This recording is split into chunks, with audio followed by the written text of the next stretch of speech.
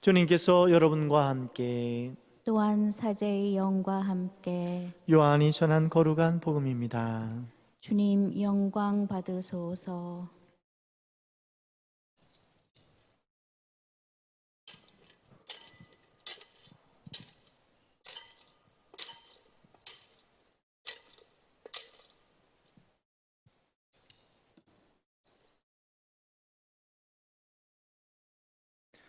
그날 곧 주간 첫날 저녁이 되자 제 아들은 유다인들이 두려워 문을 모두 잠가 놓고 있었다. 그런데 예수님께서 오시어 가운데에 서시며 평화가 너희와 함께 하고 그들에게 말씀하셨다. 이렇게 말씀하시고 나서 당신의 두 손과 옆구리를 그들에게 보여주셨다. 제 아들은 주님을 뵙고 기뻐하였다. 예수님께서 다시 그들에게 이르셨다. 평화가 너희와 함께. 아버지께서 나를 보내신 것처럼 나도 너희를 보낸다. 이렇게 이르시고 나서 그들에게 숨을 불어넣으며 말씀하셨다. 성령을 받아라. 너희가 누구의 죄든지 용서해 주면 그가 용서를 받을 것이고 그대로 두면 그대로 남아있을 것이다.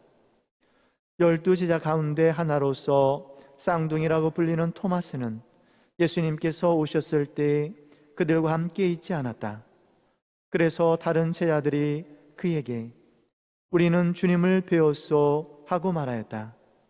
그러나 토마스는 그들에게 나는 그분의 손에 있는 못자국을 직접 보고 그 못자국에 내 손가락을 넣어보고 또 그분 옆구리에 내 손을 넣어보지 않고는 결코 믿지 못하겠소 하고 말하였다. 여들의 뒤에 제자들이 다시 집안에 모여 있었는데 토마스도 그들과 함께 있었다. 문이 다 잠겨 있었는데도 예수님께서 오시어 가운데에 서시며 평화가 너희와 함께 하고 말씀하셨다. 그러고 나서 토마스에게 이르셨다. 내 손가락을 여기 대보고 내 손을 보아라. 내 손을 뻗어 내 옆구리에 넣어 보아라. 그리고 의심을 버리고 믿어라. 토마스가 예수님께 대답하였다. 저의 주님, 저의 하느님. 그러자 예수님께서 토마스에게 말씀하셨다. 너는 나를 보고서야 믿느냐? 보지 않고도 믿는 사람은 행복하다. 예수님께서는 이 책에 기록되지 않은 다른 많은 표징도 제 아들 앞에서 일으키셨다. 이것들을 기록한 목적은 예수님께서 메시아시며 하느님의 아드님이심을 여러분이 믿고 또 그렇게 믿어서 그분의 이름으로 생명을 얻게 하려는 것이다. 주님의 말씀입니다. 그리스도님 찬미합니다.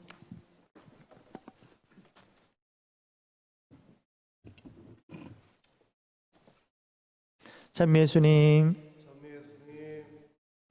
부활하신 예수님께서 여러분의 가정에 평화와 기쁨을 주시도록 기도하겠습니다. 지금 집에서 방송을 보시고 계실 텐데요. 옆 사람과 평화를 빕니다. 부활 축하드립니다 하고 인사해 보십시오.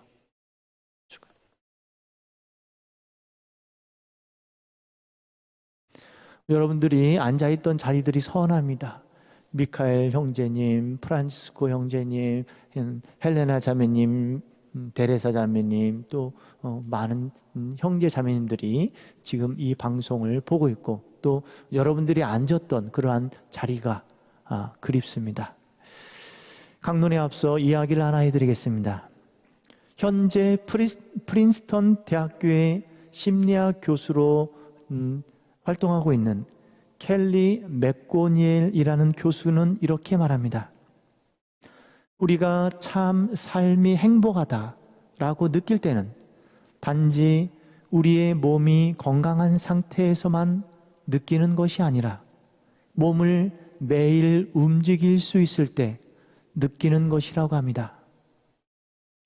몸을 매일 움직이는 것이 마음의 평화를 준다라는 이야기입니다.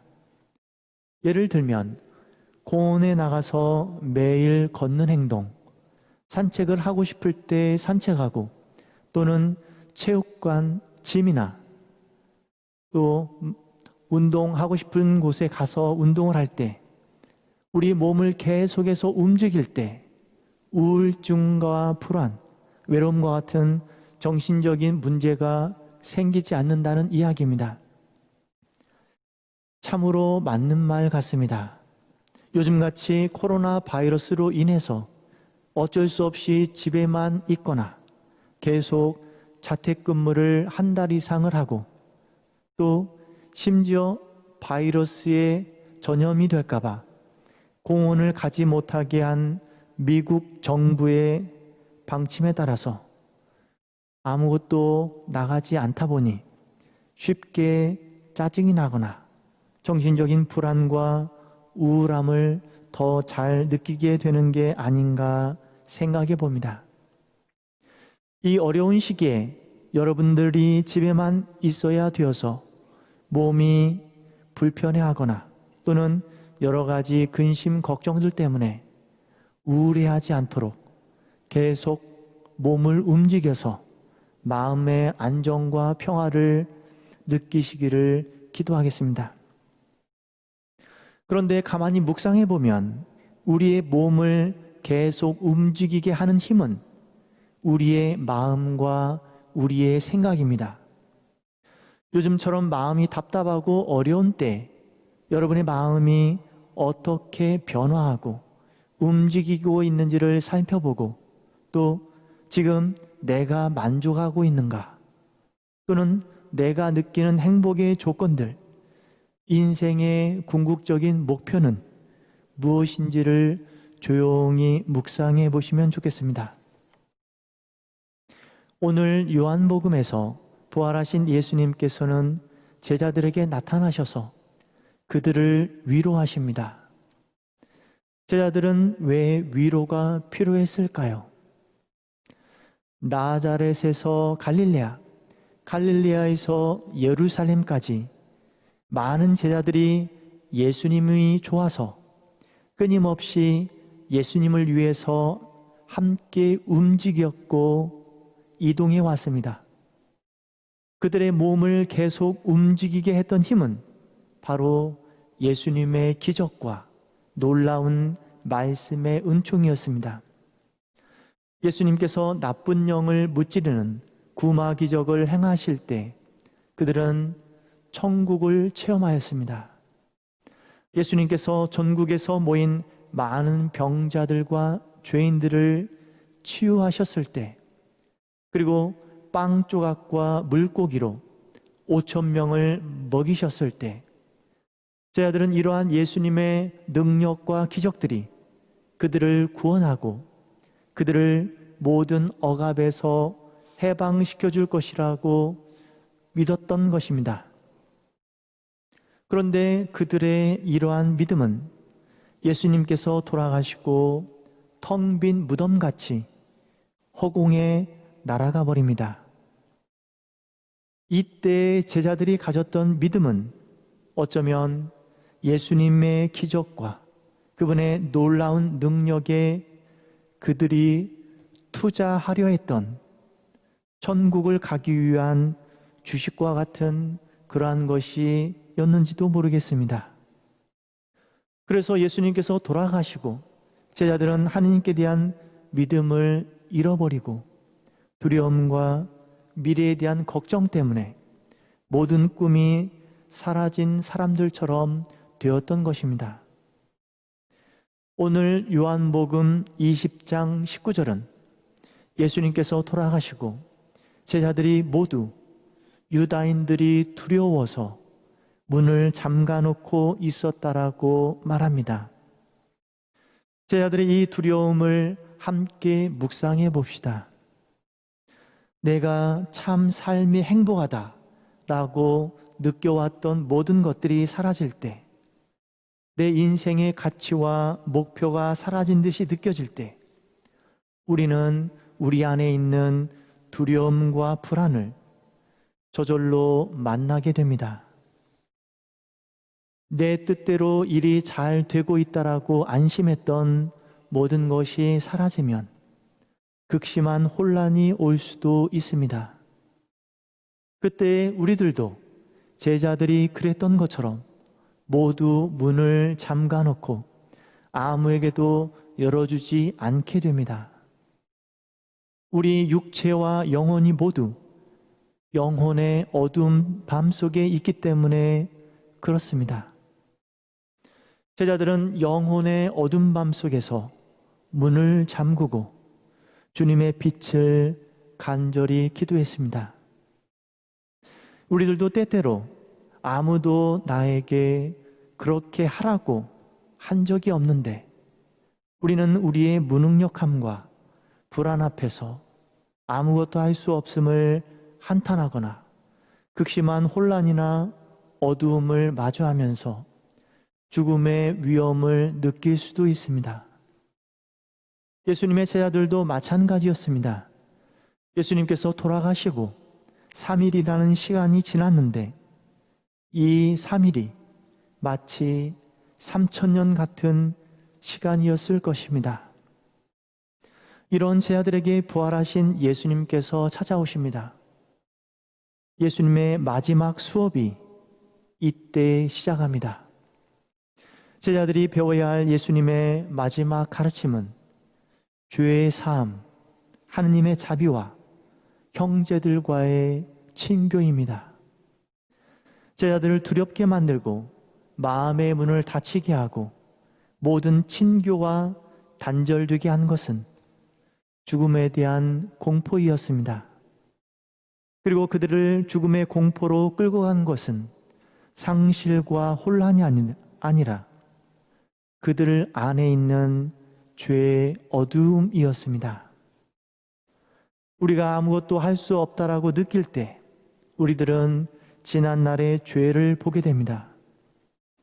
모든 것이 잘 될 때에는 그렇지 않은데 일이 뭔가 잘못되어 갈 때 우리는 우리의 과거의 죄를 보거나 우리의 무기력함을 탓하게 됩니다. 또는 누구 때문에 내가 그렇게 되었다고 주위 사람들을 탓하기도 합니다. 제자들을 두렵게 한 것은 그들을 죽이려고 했던 유다인들이 아니라 그들이 예수님을 지켜드리지 못하고 그분을 모른 채 했던 그들의 죄였습니다. 사랑하는 사람을 위해서 제자들이 고작 한 것이 예수님을 등지는 것이었고 그분의 고통을 모른 채 한 것이었습니다. 세상에서 가장 마음이 아픈 죄는 바로 이 사랑하는 사람의 고통을 느끼지 못하는 것입니다. 이것은 가장 무기력하고 가장 혼란스러운 우리들의 죄입니다. 우리는 이 고통이 무엇인지 잘 압니다. 이때 예수님께서는 제자들이 다시 부활할 수 있도록 마지막 수업을 하십니다. 예수님께서는 먼저 제자들에게 평화를 빌어줍니다. 두 번째로 성령을 받으라고 말씀하십니다. 세 번째로 당신을 끝까지 믿고 죽음에서 일어나 다시 부활하라고 말씀하십니다. 먼저 평화를 묵상해 봅시다. 우리는 가장 힘든 순간이 찾아오면 그리고 인생의 가장 큰 유혹인 죽음의 순간이 오면 우리들 영혼의 안식을 기도하게 됩니다. 그런데 이 안식과 평화는 세상이 줄 수 없는 평화입니다. 세상은 우리들에게 죄의 쓴맛과 인생의 패배를 들먹이면서 우리들의 무력함을 느끼게 해왔습니다. 이렇게 가장 힘든 순간에 우리는 하느님의 평화를 기도합니다. 인생의 패배를 경험한 제자들에게 평화가 너희와 함께 라고 예수님께서 평화를 빌어줍니다. 예수님의 평화는 그분의 마음과 우리를 하나로 일치시켜주는 그러한 평화입니다. 두 번째로 성령을 받으라고 말씀하십니다. 우리는 때때로 아무리 노력해도 벗어날 수 없는 우리들의 한계와 마음속의 상처와 어두움, 두려움이 있음을 잘 압니다. 그것이 우리를 죄에 묶여 살도록 우리들을 더 깊은 어두움 속에 갇히게 할 수도 있습니다. 이때 예수님께서 주시는 성령은 우리의 인생의 방향을 새롭게 조명해 주는 등불과 같은 것입니다. 어둠 속에 앉아서 기도할 때 성령께서는 우리가 무엇을 향해 새롭게 나아가야 하는지, 현재 무엇이 중요한지, 그리고 무엇이 지금 나에게 가장 필요한 성령의 은총인지를 깨닫게 하십니다. 세 번째로 믿음으로 다시 부활하라고 예수님께서 말씀하십니다. 믿음은 우리를 다시 시작하게 합니다. 우리를 허무하게 만드는 세상의 모든 유혹들과 과거의 죄와 상처라는 온갖 먼지들을 털어버리고 다시 부활하신 주님과 함께 일어나서 새롭게 시작하도록 힘을 줍니다.